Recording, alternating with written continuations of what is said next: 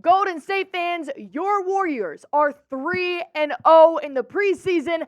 I want you to drop in the comments which player has impressed you the most through those first 3 games. For me, it's got to be Jonathan Kuminga. He's showing me how explosive he can be in the regular season, or maybe a two-way contract player like Lester Quinones. So drop it in the comments, the player that's impressed you the most.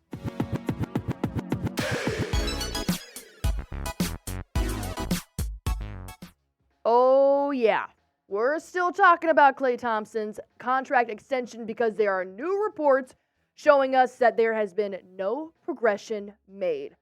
We're going to dive into those new reports and what the holdup is in Golden State's front office. But in the meantime, obviously some moves have been happening because they did just sign 2 new players today. So we're going to get into those 2 new players and who the Warriors did drop to obtain them.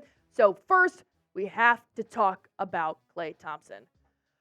I'm just so confused in this whole thing. Reports are now showing that Klay and the front office have made no extension progress, which is weird because I know we've heard from the front office saying that they want to extend an extension at some point, but I've also heard from Klay Thompson saying he doesn't want to play from anywhere else, so I'm confused on where the miscommunication's happening here, but thankfully we do have Woj that told NBA Today yesterday, I'm told that there has been absolutely no progress on a Klay Thompson extension in Golden State, that they're both still apart on years and money, and there's a very real possibility that Klay Thompson goes into free agency next summer without a deal, and I think that's where it gets complicated for Golden State. Yeah, I think you're right there, Woj. Here are the red flags that I took away from this quote. They're not agreeing on years and money. Whether Klay Thompson wants more money than they're offering or how long he wants to be there, but Klay Thompson already said earlier this week he wants to retire a Warrior. So I don't know where the years is getting misconstrued, but also the red flag is that Klay enters free agency next summer. If you don't think a single team in the NBA is going to eat him up immediately if the Warriors don't sign him, you're joking. He also does enter his final contract year this season to make $43.2 million. I'm not saying he's cheap. I'm not saying that they can't afford him or could afford him. All I'm saying is something needs to get to a conclusion because these don't add up, and these are making me nervous for Klay Thompson's future as a Warrior. Do you guys think the Warriors will come to terms with Klay? Type Y for yes, type N for no. I do. I actually do think they're going to come to terms. They can't let him go. You cannot break up this trio here. Mike Dunleavy would be making a huge mistake if he let Klay out of a Warriors uniform. I'm not good at math, so I'm not even going to pretend like I understand how all the deals work and how much money this person needs. I'm never going to see that much money in my life. So I want you guys to be the GM. Do you think they will? Type Y for yes, type N for no. This is what I'm most confused about, is that Mike Dunleavy told the Warriors in Media Day earlier this month that he's working on an extension with Steve Kerr and Klay Thompson. He has said he can't imagine Klay Thompson playing for anybody else but the Warriors. And then Klay responds saying he wants to be a Warrior for the rest of his life. Why is this so confusing to me? Why are there now new reports saying that no progression is being made? Well, Joe Lacob did say to The Athletic, we've had some brief discussions at this point with his agent, but they're very, very early. I fully expect that we'll have some substantial discussions soon, sometime, and we'll see if we can put something together that allows Klay to be here for a long time, which we clearly would like him to be. This is from the Warriors owner. So that is straight up the front office saying they want him to stay, but they're still in their early talks of his contract extension. That's fine. But to me, that's progression.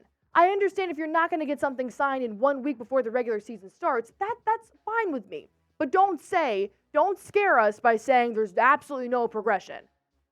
Because that's a little weird to me. When you think about breaking up the trio, the Draymond Green, Klay Thompson, Steph Curry, taking away one of the brothers from the Splash Brothers, they have 4 rings combined, 6 trips to the finals. Draymond, Curry, and Klay have been playing together for 12 years.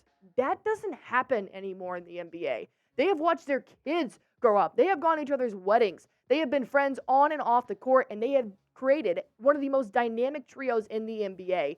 You don't break that up. Not when it doesn't happen very often in the NBA now, but I will tell you what does happen very often is winning on Prize Picks. I play this app all the time. They are the sponsor on Warriors Today, and it's so easy. It's my favorite daily fantasy sports app. All you have to do is pick players 2 to 6 and pick more or less on their projected stats, and you can win up to 25 times your money on any entry. Yes, I've already put in my slates for the NBA regular season because they've already got them out for you. And what's even better is that PrizePicks puts out deals all the time, including this one.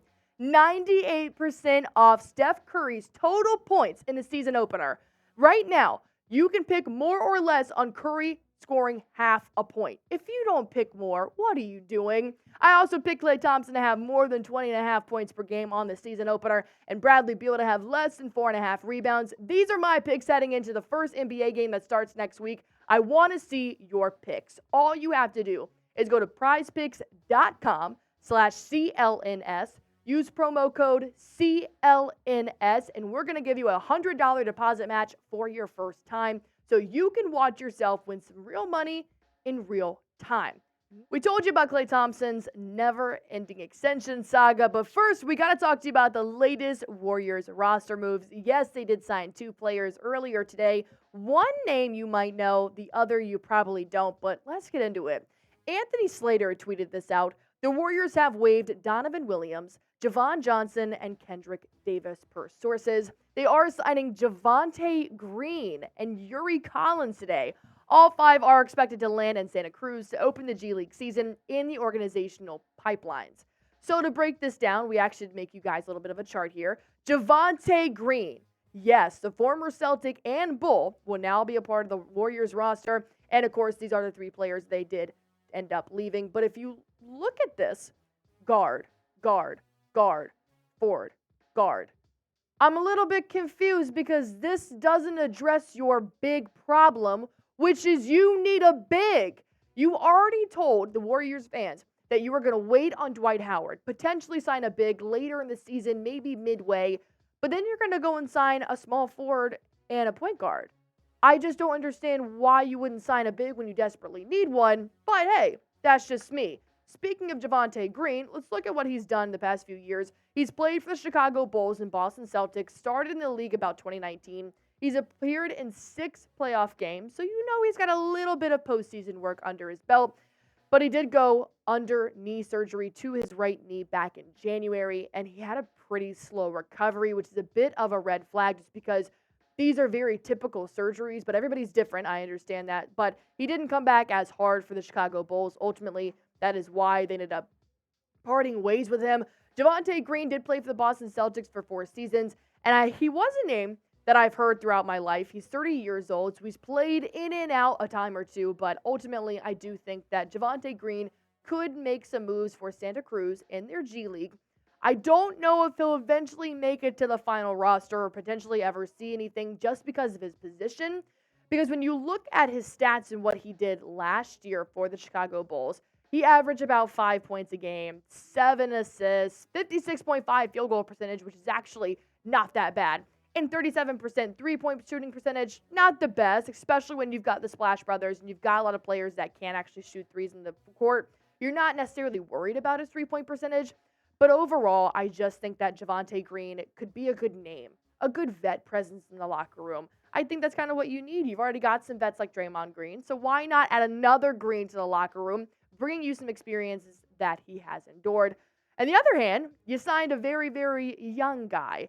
Yuri Collins was the other player they did sign today. And here's what we know about Collins. He was undrafted this past summer. He did play for the Warriors this past summer league, and he played 4 seasons at St. Louis, which producer Smitty did inform me that's an A-10 school. Where he went to school, he went to St. Bonaventure, so I had to give him a little shout out there.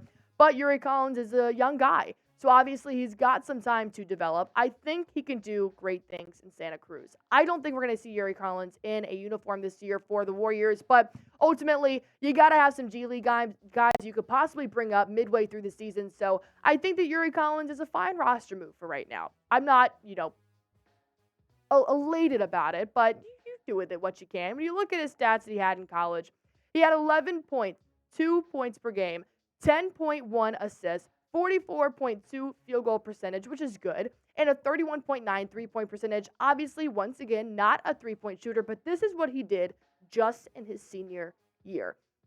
Of course, this is what we have to go off of because he only played in the summer league, but ultimately, I think this signing is fine. I give this a C. You didn't really gain a lot, in my opinion, but they're also going to the G League, so you can use them in any way that you possibly want to. But I didn't see a single big. So ultimately, I'll give it a C. Just flat out down the middle. Grade the Warriors' recent signing. Type A, B, C, D, or F in the comments. And while you're at it, subscribe to the Warriors Today. We're going to be telling you about all the recent signings, everything you need to know about the Golden State Warriors. Preseason, regular season, postseason, anytime. Hit that button.